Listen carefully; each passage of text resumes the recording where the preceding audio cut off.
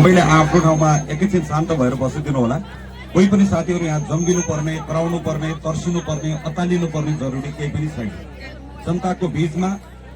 जनताको बीचमा उम्मेदवारहरू आउँदै गर्दा मान्छेले ताली पिट्दै गर्दा मान्छेहरू आत्तिनु पर्दैन। मान्छेले ताली पिट्दै गर्दा मान्छेहरू आत्तिनु पर्दैन। पिट्नुहोस् ताली, तपाईँलाई कति पिट्न मन छ ताली पिट्नुहोस्, ताली पड्काउनुहोस्। बन्दुक पड्काउनु, बम पड्काउनु भन्दा ताली पड्काउनु राम्रो हो। ताली पड्काउनुहोस्। जनताले ताली पड्काउँदैमा उम्मेदवारहरू आत्तिनु पर्दैन। कोही राजनैतिक दलहरू आत्तिन जरुरी छैन। यो कार्यक्रम के उद्देश्यले यो कार्यक्रमको यहाँ आयोजना गरिएको छ, यो कार्यक्रमका अतिथिको रूपमा पाल्नुभएका तपाईहरू सबै अतिथिवर्गहरूलाई म हृदयदेखि नै स्वागत सम्मान टक्राउन चाहन्छु। गाउँपालिकाका अध्यक्षज्यूहरू, जनप्रतिनिधिज्यूहरू, विभिन्न राजनैतिक दलमा रहनुभएका र यो चुनावी मैदानमा, यो प्रतिस्पर्धाको मैदानमा रहनुभएका सबै राजनैतिक दलका अग्रज नेतागणहरूलाई म हृदयदेखि नै सम्मान टक्राउन चाहन्छु, हृदयदेखि नै सलाम टक्राउन चाहन्छु। सबैलाई यो बहुदलीय व्यवस्थाभित्र आफूलाई मन परेको पार्टीलाई भोट हाल्न पाइन्छ, आफूलाई मन परेको उम्मेद्वारसँग आफ्ना कुरा गर्न पाइन्छ। आफ्ना एजेन्डाहरू उम्मेद्वारले जनताको बीचमा हो हल्ला नगरिकन, कुनै पनि भड्काउ नगरिकन कुराहरू राख्न पाइन्छ।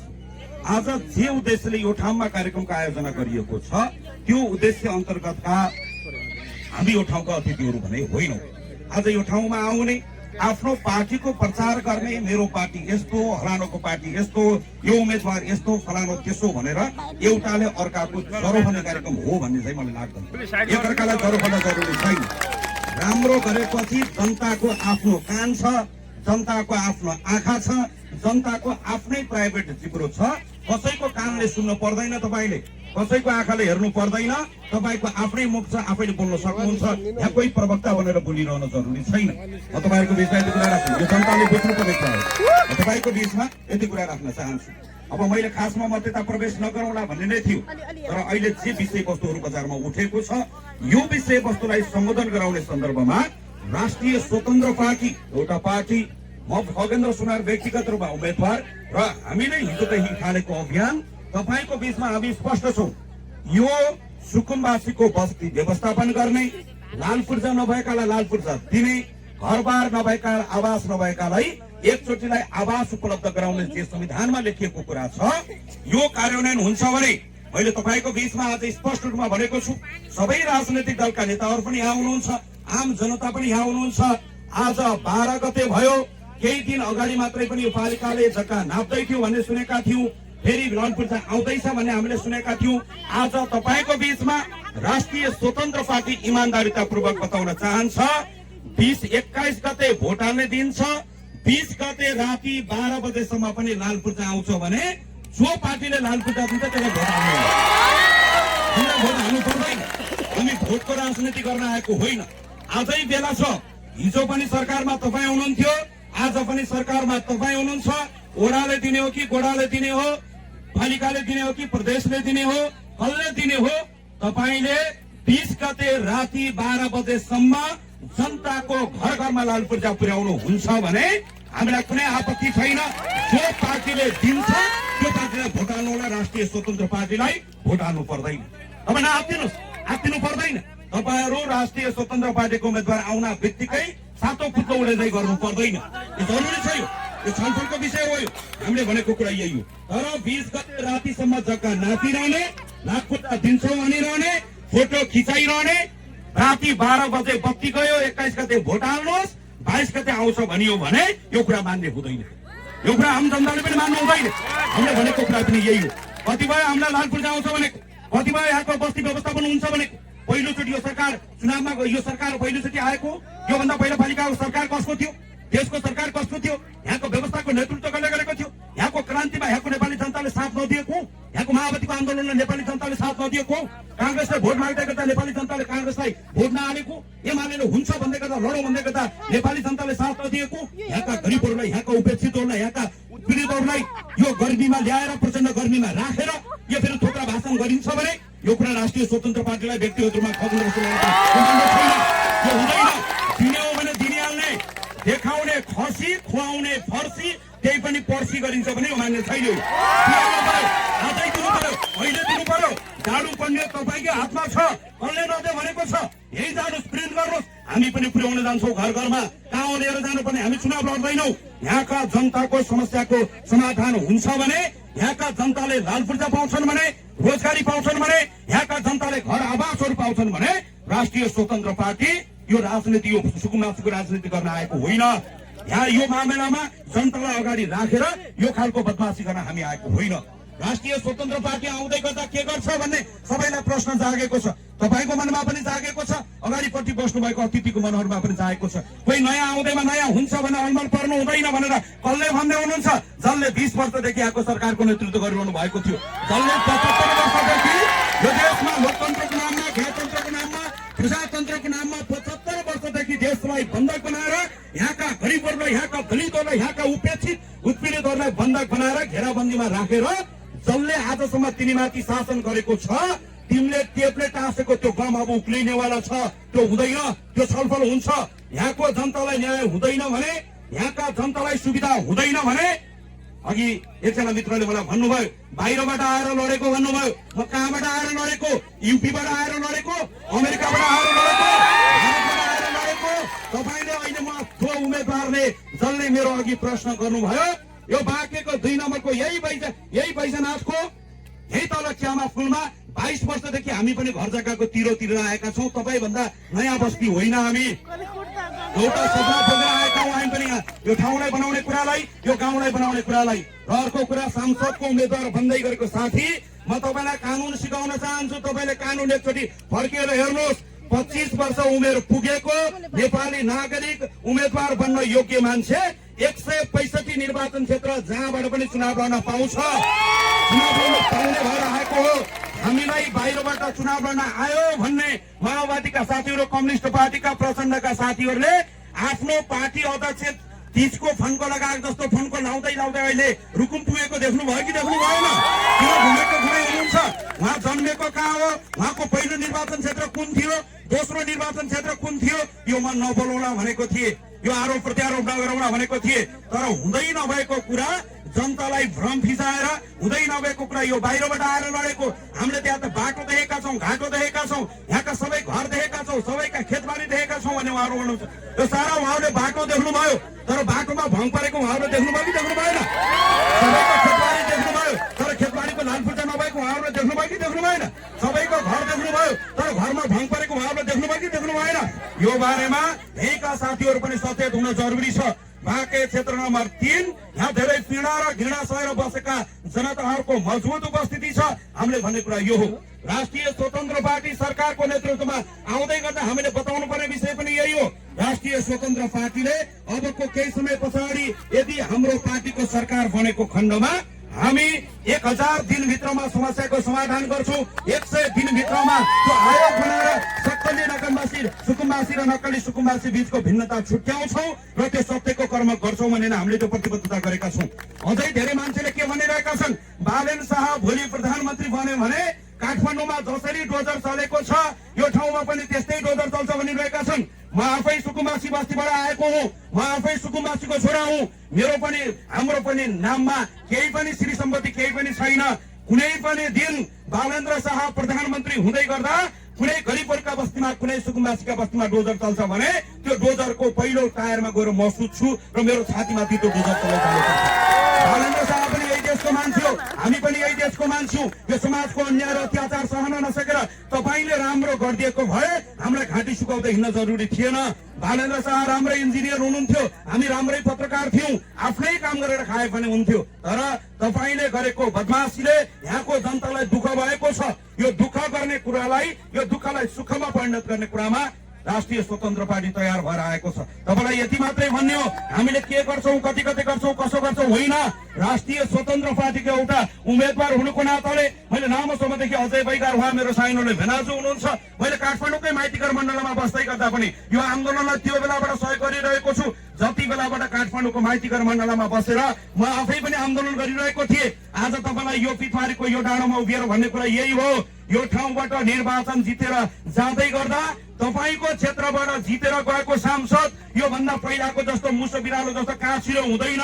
तपाईको क्षेत्रबाट जितेर गएको सांसद, तपाईले जसलाई भोट हाल्दै हुनुहुन्छ, जो बन्दैछ त्यो सांसद अरू भन्दा कमजोर सांसद हुँदैन। तपाईको क्षेत्रको मुद्दा उठ्छ, तपाईले जिताउनु भयो भने संसद भित्र गएर उठ्छ। चुनाव हारिएछ भने माइतीघर मण्डलबाट भए पनि मुद्दा उठ्छ, त्यसमा केही आपत्ति छैन। भोट कसलाई हाल्ने मैले अहिले पनि भनेको छु, महिलाई भोट हाल्नु होला हामीले भनेका छैनौं, घन्टी बजाउनु होला हामीले भनेका छैनौं, तर सत्यको पक्षमा एकचोटि मतदान गर्न सबै जनता तयार हुनुपर्छ। एकचोटि एउटा आशाको पक्षमा सबैले एकचोटि मतदान गर्न आम नेपाली जनता तयार हुनुपर्छ। सबैले यो कुरालाई मनोगत गर्नको लागि म सबैलाई हार्दिक अपिल गर्न चाहन्छु। एकछिन पढ्नुहोस्, बोल्न दिनुहोस्, मात्र दिनुहोस्, एकछिन नगर्नुहोस्, बोलिरहेको बेलामा पढ्नुहोस् एकछिन। त्यसैले गर्दा अघि उहाँहरूले त्यत्रो बोल्नुभयो, 1.5 घण्टा बोलिरहनु भएको छ, किन आत्तिरहनु भएको छ साथीहरू?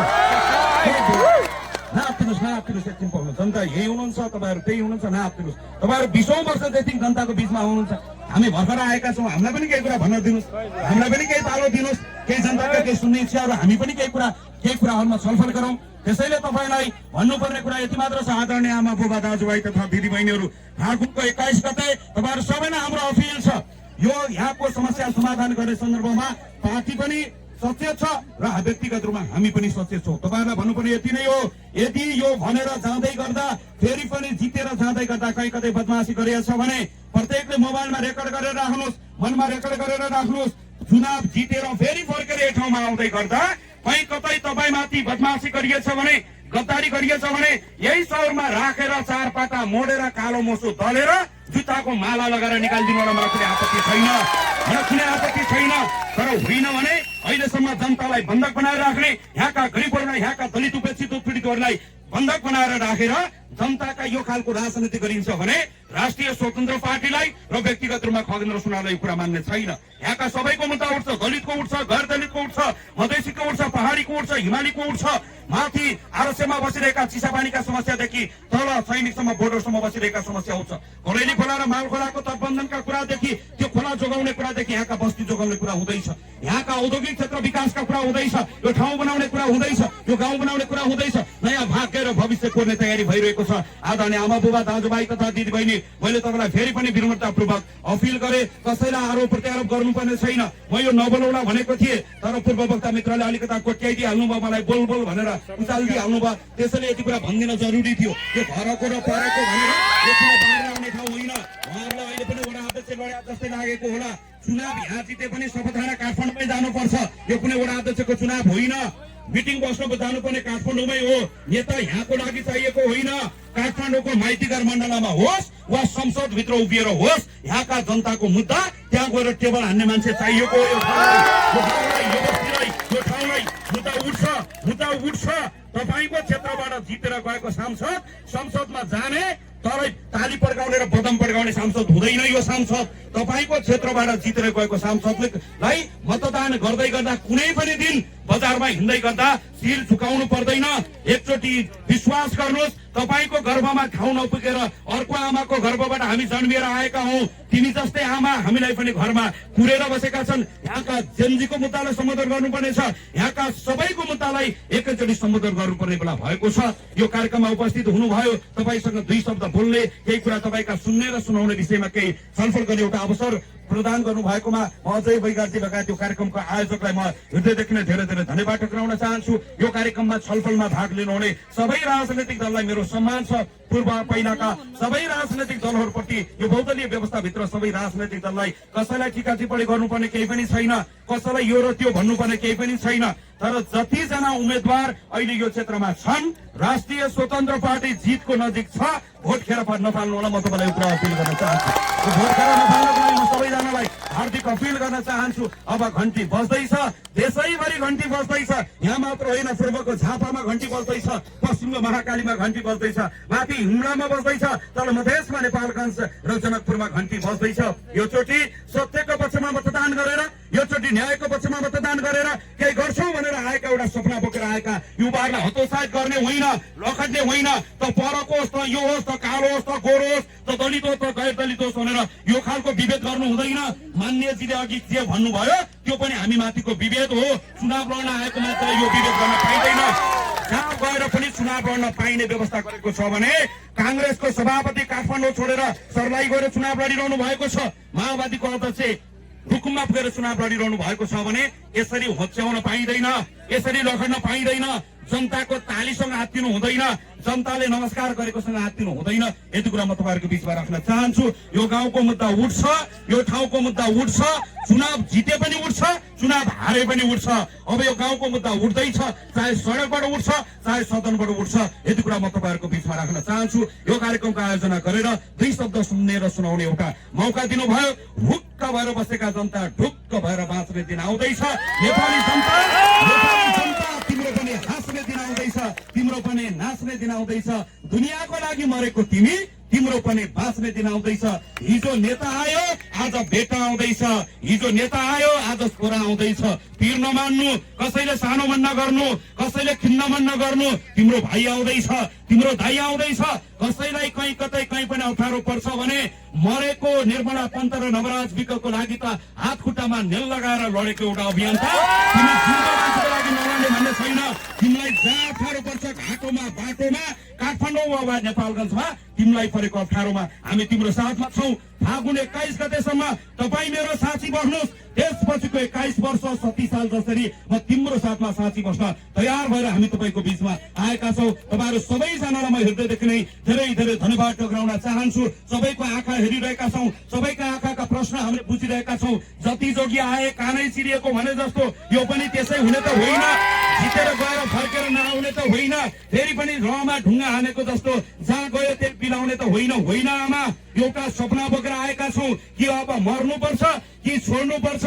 अहिले झापा र चितवन पछि बाँकेको 3 नम्बर क्षेत्र सबैभन्दा चर्चामा छ। यसको पछाडिको कारण पनि यही हो। यिनले बुझेका छन् अहिले यहाँ आवाज उठाएको यो केटो चुनाव जितेर आउँदै गर्दा काठमाडौँबाट आवाज उठाउनु पनि यही हो भन्ने उनीहरूले बुझेका छन्। त्यसैले तिम्रो आवाज उठ्छ, हाम्रो आवाज सुनिने प्रयास हुँदैछ। नेपाली जनता 21 गतेसम्म तपाईँ साथ दिनुहोस्। त्यसपछिको 21 वर्ष तपाईँको लागि साथ दिन तयार हुनेछौँ। हाम्रो लागि पानी पनि नपिएर बसेको तपाईँको लागि विष पिउन परेछ भने पनि हामी तयार भएर आएका छौँ।